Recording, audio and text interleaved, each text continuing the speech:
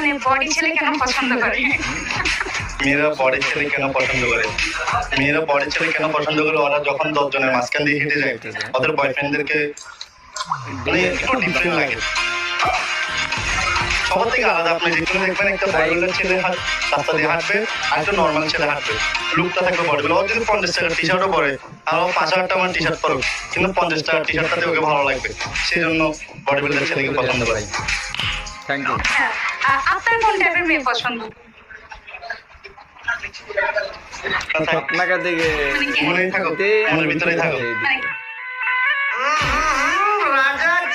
এমনি পছন্দ টছন্দ লিস্টে কি আছে যাকে একটু নোটিস করতেছেন? না থাকতে এটা পাবলিক বলে দিবে। আচ্ছা, তো আরেকটা কোয়েশ্চেন হচ্ছে, এই জিম বডি হওয়ার আগে মেয়েরা বেশি প্রপোজ করতো নাকি আপনার এখন বেশি মেয়েরা প্রপোজাল পাঠায়?